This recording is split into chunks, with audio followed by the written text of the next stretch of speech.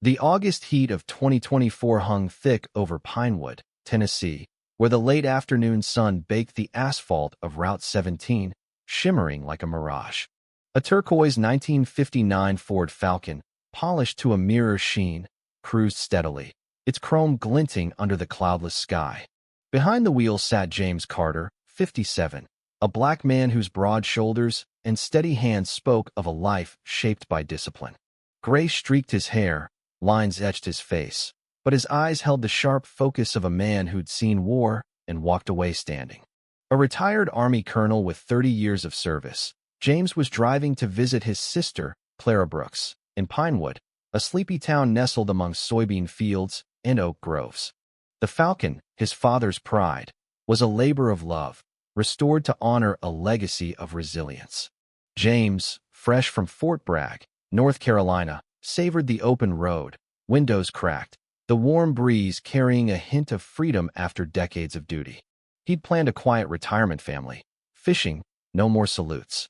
But fate, and two officers, had other plans. A Pinewood police cruiser trailed him, its lights flashing silently at first, then bursting into a sharp siren. James frowned, glancing at his speedometer dead on the limit. He signaled, eased onto the shoulder, and killed the engine, hands at 10 and 2, a habit drilled into him not just by military training, but by a lifetime of navigating a world that often saw his skin before his story. Officer Carl Ramsey, 47, a white veteran cop with a bulldog's build and a swagger that reeked of unchecked power, stepped out, his hand resting on his holster. Behind him, Officer Ben Tate, mid-20s, lean and eager, followed, eyes darting like he was ready for a fight he hadn't earned. Ramsey circled the Falcon, his gaze predatory, taking in the gleaming chrome. He rapped on the window, already half down. License, registration, he barked, voice rough from years of cigarettes. James handed over his papers, calm, deliberate. "This your car?" Ramsey asked, smirking, his tone implying it couldn't be. "Yes, sir," James said, voice even. "Family heirloom. I'm retired." Ramsey's smirk widened. "Retired? Driving this fancy ride in a place like this? What's your game, old man?" He leaned closer, his breath sour. "I'm visiting my sister," James replied, steady. "She lives here." Ramsey scoffed, as if the idea of a black man with a classic car in Pinewood was a lie. "Step out," he ordered, no pretense of courtesy. James complied, slow, hands visible, standing tall under the sun's glare. "Mind if we look inside?" Ramsey asked, already reaching for the door. "I do," James said, firm. "No warrant, no cause." Ramsey's face reddened, his authority challenged. "Think you're smart, huh?" he growled, grabbing James's arm, twisting it hard, and slamming him against the Falcon's hood. The metal seared his skin, cuffs biting his wrists as Ramsey tightened them with spite. Tate hesitated, unease flickering, but followed Ramsey's lead, helping pin James down. "What the hell you doing in this neighborhood with this car?" Ramsey roared, yanking James upright. "Get him in the cruiser." They searched the Falcon, ripping mats, tossing papers, finding only a legal, unloaded rifle in the trunk. Ramsey's frustration boiled. "He's hiding something," he muttered, loud enough for James to hear. Bystanders slowed, phones out, filming from a distance.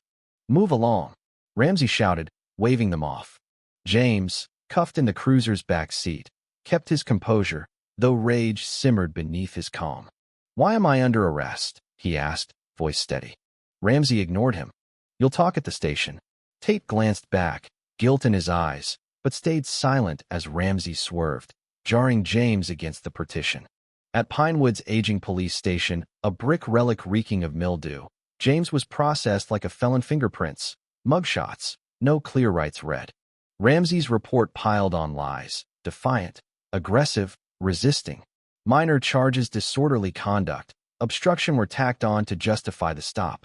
After insistent demands, James got a call, an officer hovering. He dialed Clara. "I'm at the station," he said, voice low. "Come quick. Bring the box from my desk drawer." Clara, a widowed sociology professor, gasped. "What happened?" "I'll explain. Just hurry." The box held his military honors, proof of a life Ramsey couldn't imagine. Clara arrived, clutching the wooden box, her face a mix of fear and fury. The station's cold reception vague answers, dismissive shrugs fueled her resolve. "I'm his sister," she insisted. "I demand to see him." After a tense standoff, she was led to an interrogation room, an officer watching. James sat, wrists bruised, exhaustion in his eyes but not his spirit. "What did they do?" Clara whispered, horrified. James recounted the stop, his voice a controlled burn. "Call Tom Reynolds, John's old friend, the lawyer, and keep that box safe." Clara nodded, dialing Reynolds, a seasoned attorney known for taking on tough cases. Within an hour, Tom Reynolds, 65, white-haired but sharp as a tack, strode into the station, demanding James's file and a meeting.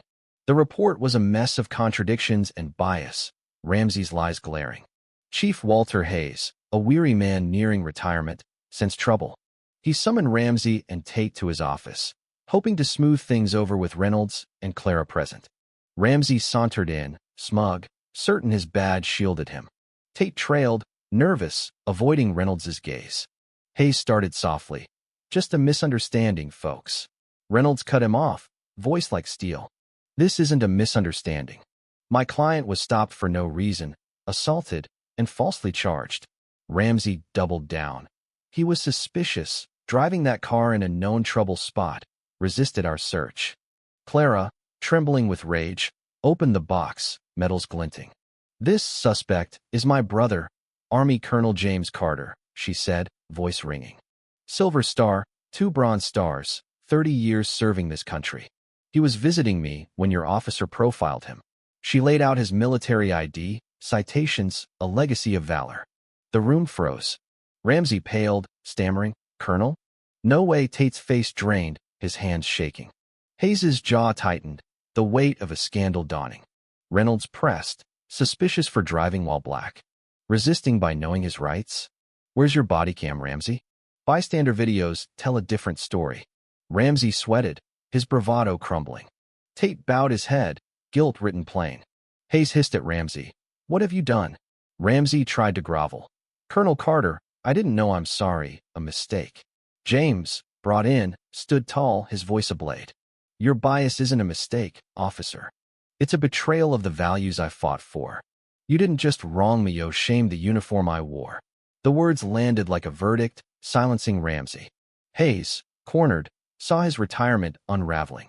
Reynolds laid out demands: drop charges, investigate Ramsey and Tate, release all footage, issue a public apology, and discipline the guilty. Clara had already tipped local journalists and civil rights groups, and justice for Carter trended, bystander clips spreading like wildfire. Hayes suspended Ramsey and Tate, calling in a county probe for optics. The investigation moved fast. Tate's body cam, unlike Ramsey's conveniently off, caught Ramsey's slurs and James's calm protests. Witness accounts and videos corroborated James's story. Ramsey was fired, facing a civil suit for damages. Tate, remorseful and cooperative, got a 6-month unpaid suspension, mandatory retraining, and desk duty. At a packed press conference, Hayes read a stilted apology, vowing reform. Charges vanished. The Falcon was repaired, but James felt no triumph. "If I weren't a colonel," he told Clara, "this could have ended differently." He stayed in Pinewood, using lawsuit funds to launch the Pinewood Equity Fund, aiding minorities with legal battles. Clara ran it with Reynolds, their mission a quiet rebellion. James stood by his Falcon one dusk, eyes on the road, a soldier still fighting for those without medals to shield them. Was James's refusal to consent to a search bold or reckless?